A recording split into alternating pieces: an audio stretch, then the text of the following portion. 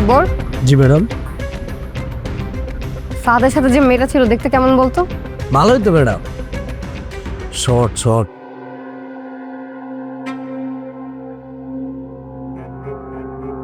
তোর কি মনে হয় ফাহাদ এই মেয়েটার জন্য আমার সাথে এমন করলো?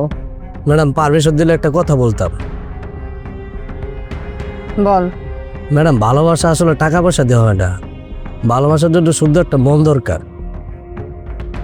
কি বলতে চাচ্ছিস তুই? ম্যাডাম বলতে চাচ্ছিলাম, ফাহাদ স্যার দেখতে অনেক স্মার্ট, কিন্তু সে বাটপার।